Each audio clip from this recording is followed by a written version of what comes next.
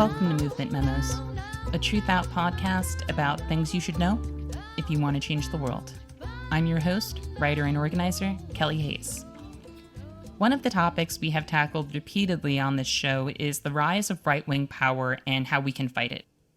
Today, we are going to hear from multiple people whose insights I think are deeply important in this moment, including authors Shane Burley and Sarah Kendzior, writer and organizer Harsha Walia, and the president of the Texas Civil Rights Project, Mimi Marziani. After a recent right-wing rally in the Capitol turned out to be a flop, I am a little concerned that people might have the wrong idea about the state of right-wing power and how it's manifesting in our lives and in our politics. Trumpian movements are in disarray, and we are seeing some messy outcomes for them, like Gavin Newsom's swift defeat of a recall effort in California, and thousands upon thousands of Republicans dying of a preventable illness. But as evidenced by the spread of COVID-19, people in a state of disarray can still have tremendous impacts. Right-wing movements also have the benefit of being strategically aligned with the Republican establishment, whose decades-long scheme to create a reboot of the Jim Crow era is fully on track. So with the help of today's contributors, we are going to reflect on what we should expect from right-wing movements in the coming months, and what we should be doing to alter our current political trajectory. Because if we stay on our current course, I don't think any of us are going to be happy with where it lands us. So about that rally that flopped in DC, I can understand how the specter of more chaos in the Capitol may have been very attention-grabbing after what happened on January 6th. But the popular sentiment among right-wing conspiracy theorists in the run-up to September 18th was that this event was a false flag, and that its real purpose was to deliver them into the hands of law enforcement. So this was not a party they were ever excited about attending. For the right, the current political moment is not about spectacles outside the Capitol. It is a moment of mass participation at the local level and online, however off-kilter or incoherent some of that participation might be. We are seeing right-wing protesters descend upon school board meetings to rage against masking and critical race theory. And while some of those interventions are disorganized and chaotic, the Leadership Institute, which has trained generations of right-wing activists, is also running a 20-hour online course to train Republicans to run for local school board seats on platforms attacking critical race theory. That organization was apparently following the lead of Intercessors for America, a group of so-called prayer warriors for Trump who created a toolkit to help people who are angry about CRT run for their local school boards. These attacks on what's being characterized as critical race theory in schools are a battle over reality waged by a group of people who are immersed in their own fiction. And their mission is to prevent any accurate accounting of this country's racist and genocidal history. We are also seeing militant opposition to vaccines among right-wing groups and zealots, and it's important that we understand the resulting escalations in mass death that we are witnessing as political outcomes, because these fatal acts of harm and self-harm are, for many people, highly political. And as Republicans pass waves of draconian legislation at the state level, we are seeing right-wing activists being welcomed by Republican officials into vigilante roles that position them as enforcers in emerging voter suppression efforts, violence against protesters, and the policing of reproductive rights.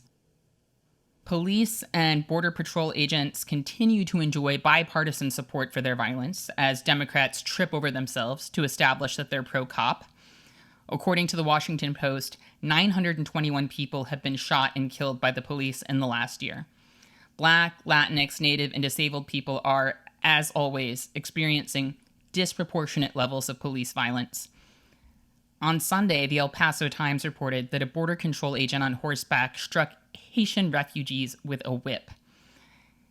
Even though law enforcement agencies have bipartisan support, they are aggressively fascistic entities, both in their practices and in their politics, and their incredible reach has to be taken into consideration when we examine the state of right-wing power in the U.S. All of that said, I promise this is not an episode about how screwed we are, because I don't subscribe to that kind of thinking, but I do think we need to understand what we're up against and contemplate what the moment demands of us. And personally, when I think about the movement work that needs to be done, I see a lot of hope in that work. And for me, that work is really the only place where hope resides. Because if I thought this all came down to supporting the Democrats in a fight against the Republicans, I would crawl under my bed. This is about us, as everyday people, reorienting ourselves and our politics in an era of crisis, and challenging entire systems to make change. And that is work that I believe we can do. So, when I'm trying to make sense of the far right, one of the first people I turn to is my friend Shane Burley, the author of Fascism Today, What It Is and How to End It, and Why We Fight. Over the weekend, I asked Shane for a brief rundown on the current state of right-wing power, and this is what he had to say.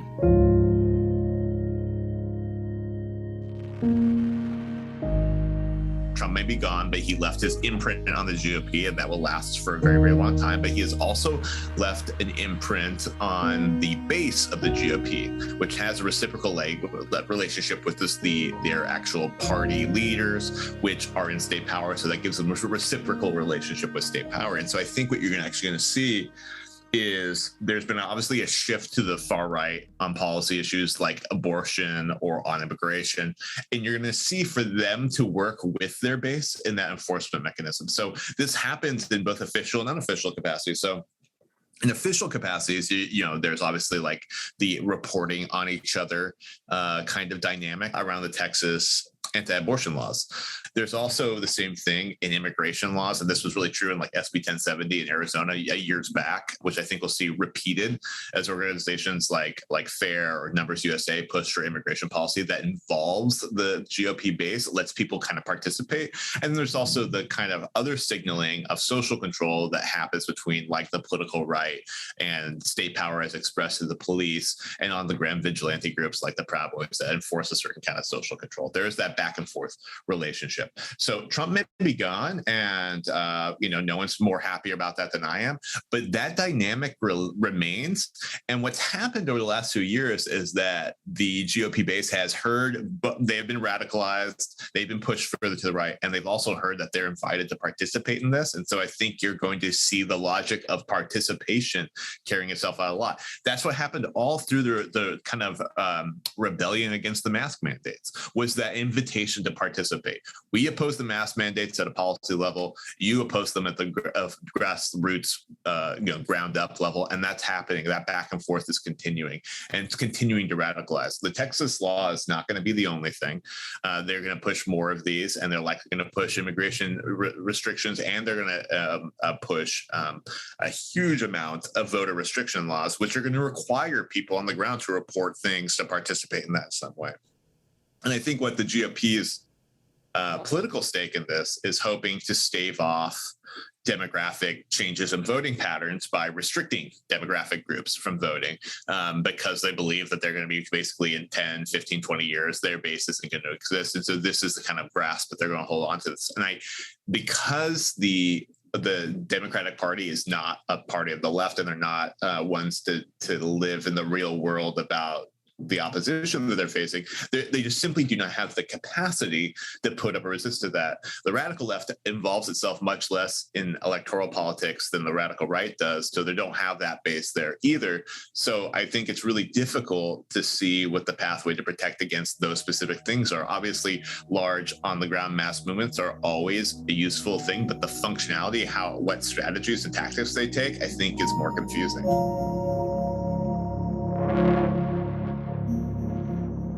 What right-wing movements do, but far right especially, is they capitalize on these edge kind of arguments or these edge pieces of energy. Right now, that's around demasking and vaccines. So they're, kind of not disingenuously, but exploitatively joining up with these anti-mask protests. They did this in Olympia, Washington recently, where they're trying to protest vaccine mandates. And that's, I think, where they're going to drive a lot of their energy. And what's concerning about those is that those are not just far right rallies in as much as we think of the far right as Proud Boys or formal white nationalist organizations. These are really large masses of unincorporated people.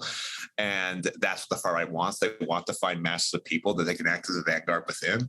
So that's what they're doing now. And I think that the far right is pumping conspiracy energy into vaccine mandate discussions and mask mandate discussions so much that that's that's going to lead also to kind of seemingly impulsive acts of violence, these regional acts of violence. But it's also on the flip side, because of the merger of the far right with kind of the central apparatus of the GOP in a lot of areas, they're actually having real influence on state policy as well. So we're not going to be able to get over the hump on appropriate vaccine and CDC guideline applications because of these movements. And I think that's going to keep the virus continuing, and that's going to keep the conditions that build far-right movements, and it's going to build on itself over time and continue forward. There's really not an end in sight to this process. Hopefully there's enough that has been done in terms of the vaccination campaigns that in the next year or so we'll start to see some changes, but they are working so hard to maintain these conditions that it's really hard to see.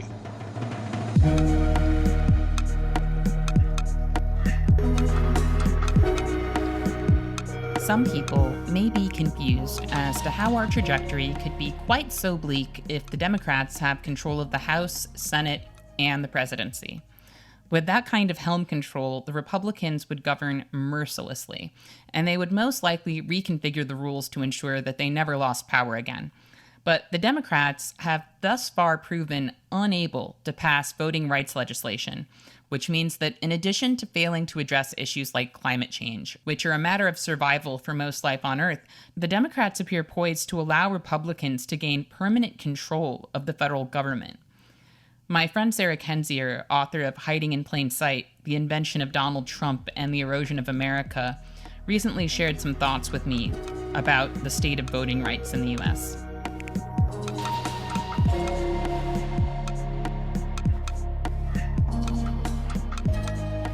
I think one of the biggest dangers, that I've been harping on for a long time is the attack on voting rights, going back to the partial repeal of the VRA in 2013 and the refusal of, various officials in power to remedy that. They campaigned on promises to remedy that. The Democrats did. This was a cornerstone of all of these Democratic campaigns. They pointed to, victories in Georgia, and unexpected, House victories in 2018 as evidence of this, that we're in some sort of, new era of empowerment, and then have gone on to do basically nothing to protect it. And they treat it as an optional issue, which is both, it's legally insulting because they're throwing away a constitutionally right. It's morally abhorrent because many of the activists and volunteers who were out there campaigning, for the Democratic Party during a pandemic are the ones most likely to be impacted by this mass disenfranchisement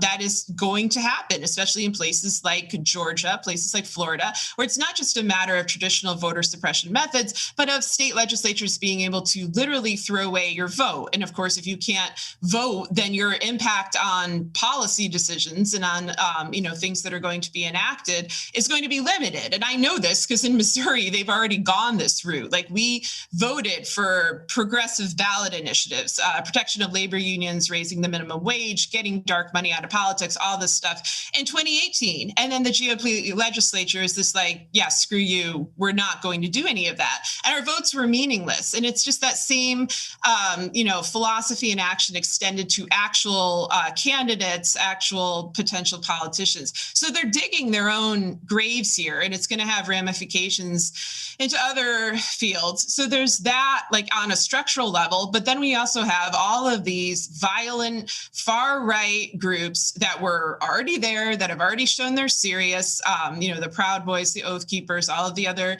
kind of militant groups, often white supremacist groups that showed up in the Capitol attack, and they were not held accountable. The government has only pursued low-hanging fruit. And by pursued, I don't even mean arrest. I mean exposed and highlighted and looked at the mechanisms of organization, of funding, of permissibility, of who gets a pass. Because if you look at who is organizing this stuff, it's, people like Michael Flynn, Steve Bannon, Roger Stone, Lynn Wood, very wealthy, very powerful actors. So this is not quite, the grassroots movement. It's presented. It's being led by people who want to turn the United States into a very different type of country, and even worse situation than we currently have. And the current situation is very bad, or to destroy it for their own profit and personal gain. And all of this is being treated as if it's like a hypothetical scenario, or if it's not really happening, like it's happening right now.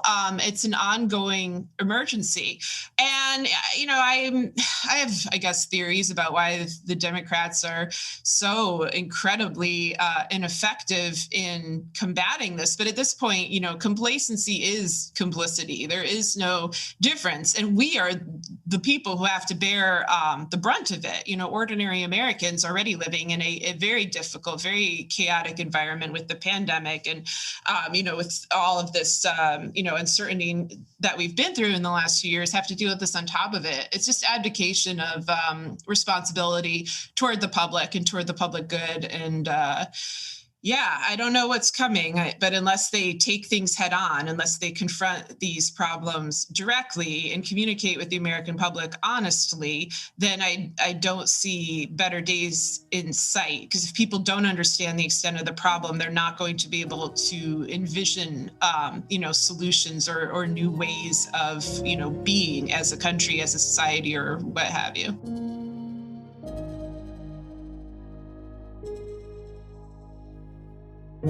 In the realm of voter suppression, Texas lawmakers also recently passed Senate Bill 1, an expansive voter suppression bill which, like the state's civilly enforced abortion ban, enlists the assistance of everyday people in suppressing the rights of their neighbors. The law boosts protections for partisan poll watchers who will most likely escalate their harassment of Black and brown voters.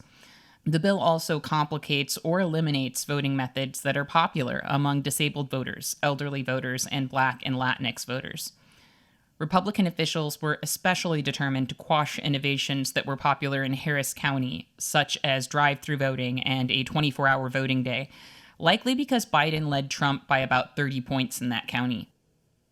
People who want to help disabled voters fill out their ballots in Texas will now have to submit to an application process, and any misstep on their part could lead to criminal charges.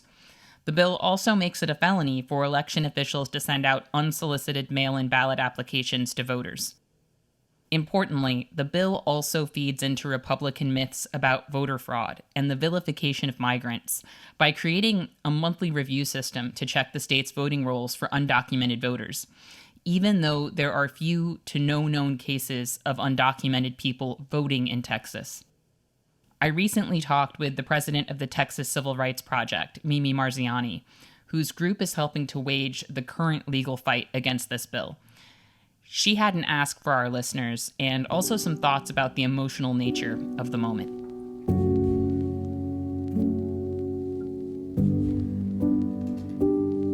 These new restrictions on voting are deliberate. They are meant to make voting more difficult, especially for people of color, for younger people, for people with disabilities, in some cases for women. And they are meant to do so, and so that the people who are currently in power can stay in power.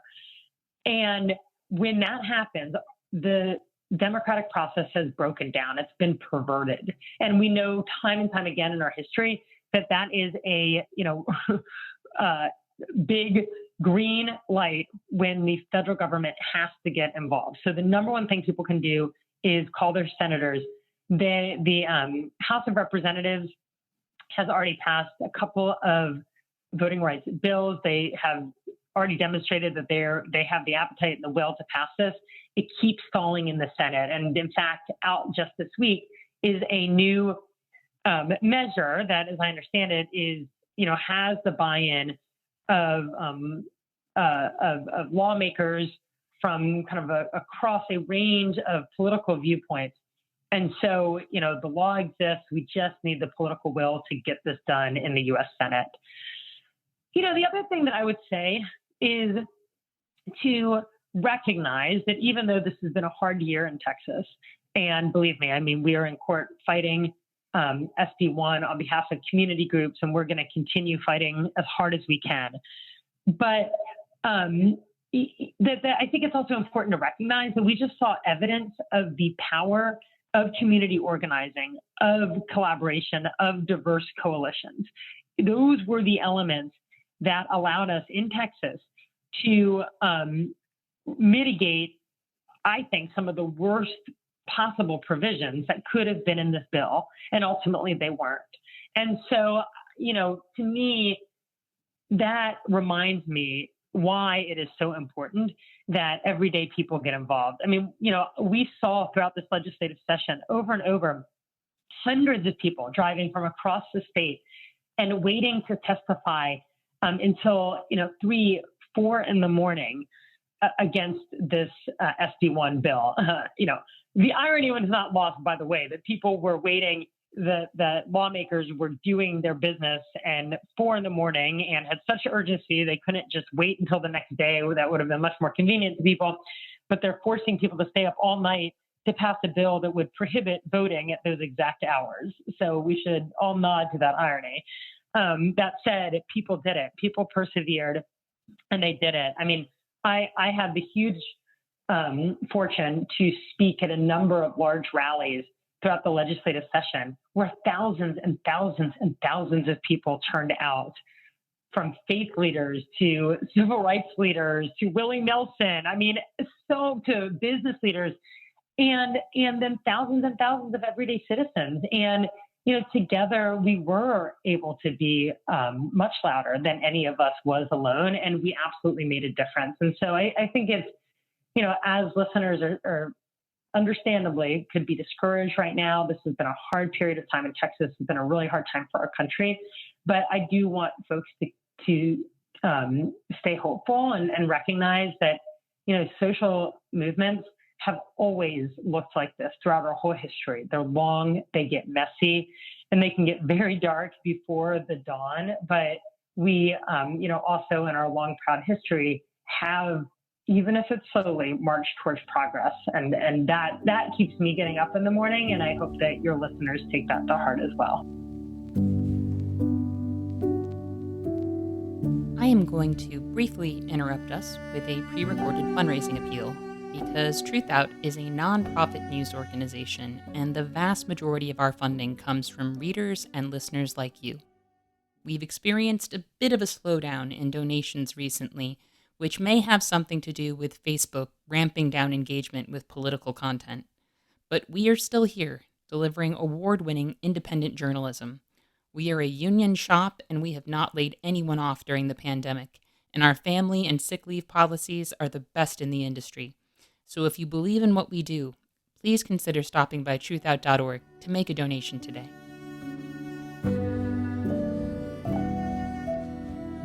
I appreciate the reminder that even in places where Republicans are passing horrific legislation, there are people on the ground fighting tooth and nail to make that legislation less harmful and to challenge it in court. In Texas, we also have Dr. Alan Braid, a physician in San Antonio who has gone public about violating the state's new abortion law in order to create a test case.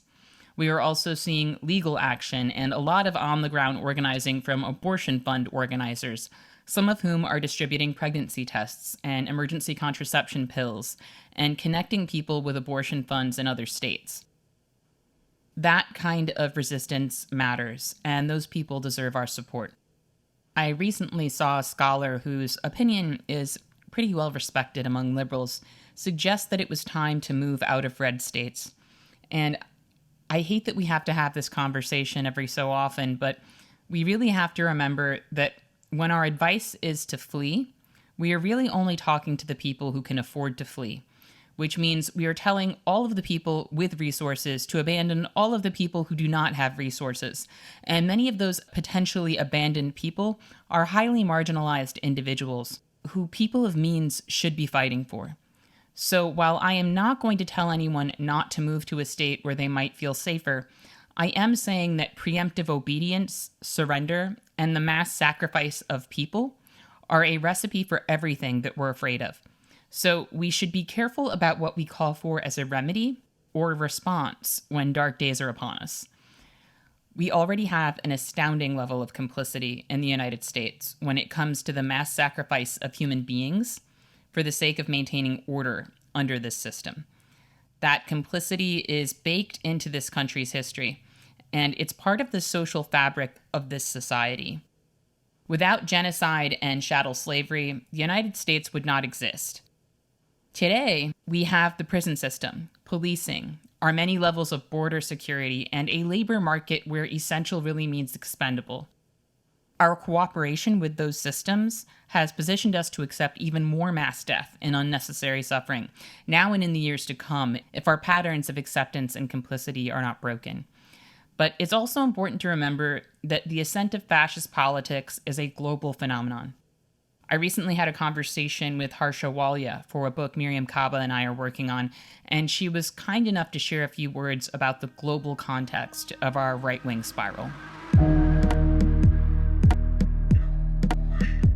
Really, I think it's important to pay attention to the ways in which the rise of the right, and particularly fascist movements in Europe, have been taking hold. Because, a lot of the largest kind of far-right gatherings are happening in Europe. That's where people are going to train.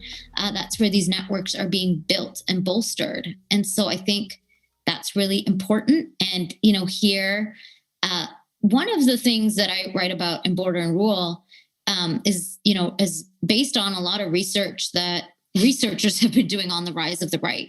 And one of the things that they find in common around the world, around the rise of the right, because of course the rise of the right looks different in different contexts, right? Like in India, for example, the rise of the right is aligned with white supremacy, but it's actually Hindu fascism, which has, always been violent.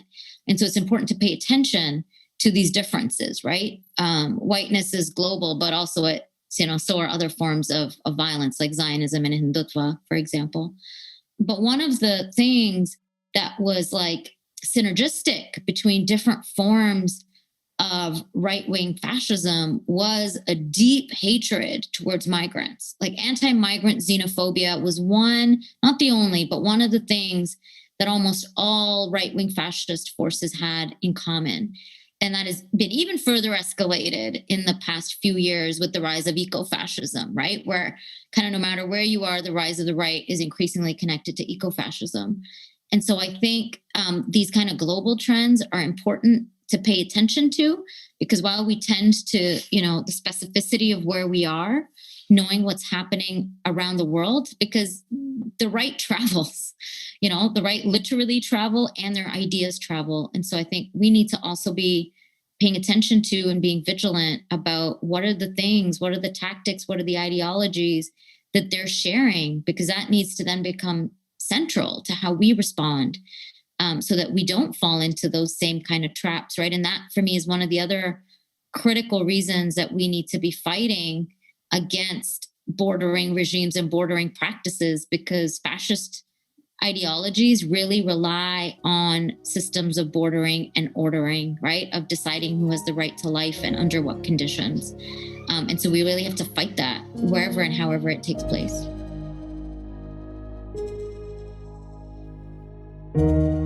What Harsha said really encapsulates it all for me. We have to fight systems of bordering and ordering, of deciding who has the right to life and under what conditions. We are not in a position where we can afford to merely counter the right. They are waging a mass battle right now. Their culture war has an astronomical body count. We cannot simply have movements that seek to fend off their advances. We need movements that exist in opposition to their death-making to have mass momentum. Raging against the vilification and abuse of migrants is crucial anti-fascist work, because fear-mongering about migrants is one of the number one social weapons of fascist movements worldwide. And it's a tactic that wins the complicity of a lot of people who probably think their politics are more progressive than that. But the angle succeeds by playing on people's fears. This approach could be particularly effective in the US, in an era of catastrophe where hundreds of millions of people are displaced globally. Our government will continue to portray those people as menacing hordes, and expect us to tolerate them being corralled into deserts or into the sea or contained in sites of disposal or returned to countries where conditions are crumbling. Because we're afraid that there simply isn't enough land or sustenance for everyone, even as billionaires launch themselves into space. We have to start from a place of demanding a completely different social and political relationship with migrants and the disasters that are affecting them. As Harsha reminded me during our conversation, we have to remember the connections between our struggles. Because if we look at the fight against prisons and policing, and the battle for life on Earth, and the struggle for migrant justice, these issues only exist in silos because they have been placed in silos, in part because of the nature of the nonprofit system. We are talking about battles against human disposability and to stop the continued wholesale destruction of the natural world. These fights are intimately connected in causation, and we need robust, overlapping movements that challenge disposability, capitalism, and state violence in all of its forms. I'm not saying you shouldn't call your senator about some of the laws that are on the table or that are being enacted. I think it's important to do that and to support the people who are fighting some of those wretched laws in court and to reduce harm on the ground. But I think it's going to take so much more than that to change the political weather here in the US and globally. And for that, it's not simply a matter of what immediate actions we take, but also what we cultivate. The right wing is creating training courses and toolkits, but we also have an unprecedented amount of political education content at our disposal, thanks to the strategic moves some people have made during the pandemic. And we can make more. We also have the opportunity to build relationships and ask radicalizing questions about why we should accept this dilapidated version of normalcy. If we want to change what's politically possible, and if we want to be ready to fight for each other and care for each other, come what may, then we need this to be an era of mass radicalization for the left that makes Occupy seem like a blip by comparison. I do want to circle back to the subject of COVID and how the right wing is interacting with it. And Shane Burley did leave me with a few more words on the subject that I would like to share with you all. I think right now there's also a period of conspiracism that is unprecedented to a degree. There's always a lot of conspiracy thinking at the heart of right-wing movements. And I think there's sometimes a difficulty about being able to parse out what's a conspiracy thinking, what's just false consciousness or bad politics or, uncomfortable ideas about the world or wrong ideas about the world. But now that's not what's happening. What's happening is like our basic consensus understanding of the world is not being shared.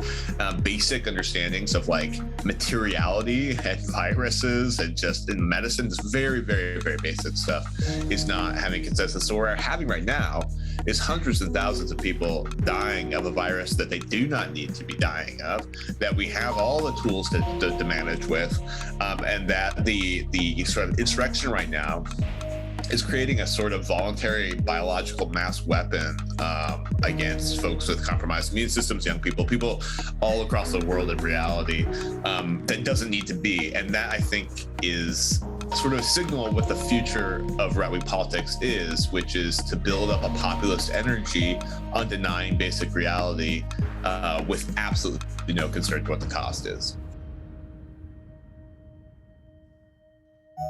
The pandemic has been a frenzied moment of mass radicalization for the right, and it has also been a moment of mass activation on the left. But we need more momentum.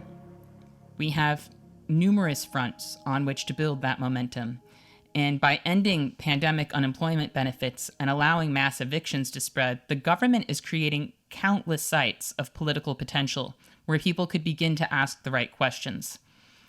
A politics that puts the survival of human beings ahead of authority and profit should not be radical, but it is.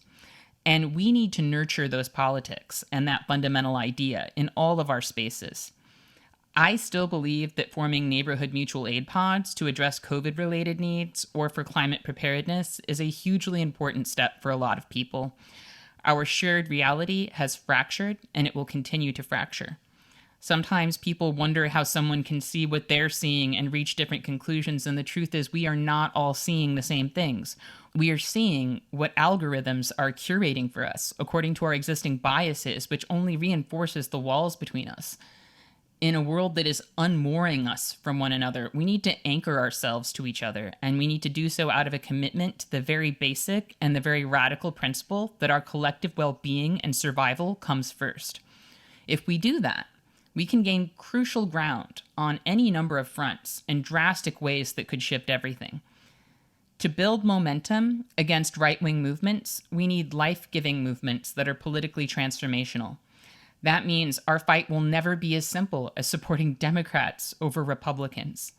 At the national level, the Biden administration is deporting Haitian refugees en masse without testing them for COVID, sending people back to a country that's requesting a humanitarian moratorium on deportations in the aftermath of a terrible earthquake. At the local level, Democratic mayors like Lori Lightfoot in Chicago, where I live, are administrators of austerity, environmental violence, and human disposal. Our movements will have to challenge these practices across the board, regardless of the decider's political affiliations. Any hesitancy to do that harms us greatly right now. There is a lot of disaster ahead, and the fascistic right-wing answer and neoliberal and capitalist answer to those events will be to allow surplus people to die. And it's crucial that we understand that we cannot separate a fight against right-wing power or authoritarianism or any of these evils from a need to reject the norms of capitalism and how it functions. Capitalism disposes of surplus people, and the United States has already created those disposal mechanisms. They don't have to be invented by any fascist or authoritarian regime. We already have the prison industrial complex, where people who no longer have a place within our economic system wind up. We already have schools, hospitals, and social services that have embedded modes of surveillance, containment, and disposal. We already have a system of bordering that is dehumanizing and deadly. So the fascistic right-wing forces who aren't satisfied with the current level of racism and disposability we've got going on already have the fabric and the foundation that they need to enact every heinous thing they might want to do. And it isn't enough for us to be reactive and say, no, you will not take this evil to the next level. We have to say that, but we also have to attack the fascistic social fabric and those mechanisms that are already disposing of so much life and that will only become more horrific under the dominance of right-wing power. We have to be willing to delegitimize the means by which their violence is enacted and not simply quake at the thought of escalation. Both Democrats and Republicans want you to remain calm and to continue to enact the norms of capitalism while the world burns down around you. And as millions of people needlessly die, whether they're dying of COVID, starvation, drowning in floodwaters, or dying of dehydration as they traverse deserts, the powerful are counting on you to harden to all of that and remain committed to normalcy. Because that's what will keep the wheels of this system turning.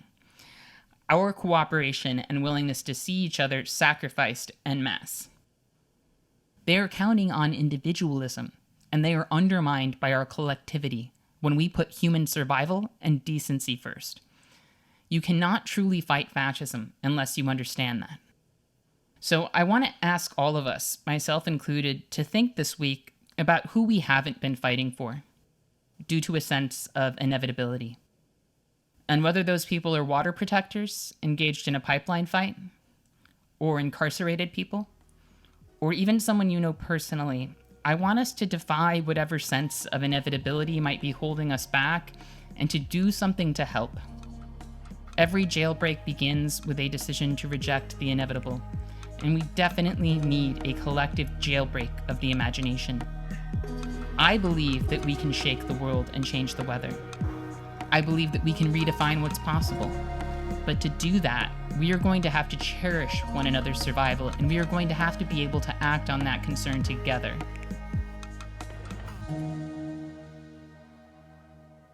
I want to thank our listeners for joining us today. And remember, our best defense against cynicism is to do good and to remember that the good we do matters. Until next time, I'll see you in the streets.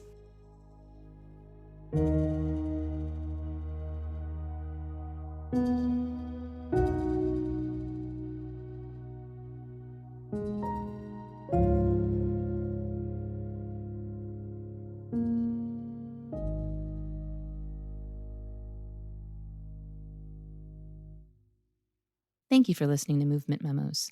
This show wouldn't exist if it weren't for TRUTHOUT, and TRUTHOUT's independent news and commentary wouldn't exist without listeners and readers like you. We have no paywalls, no corporate sponsors, and no ads, except for fundraising appeals like this one. So if you can and would like to support our work, please consider dropping by truthout.org to make a donation today.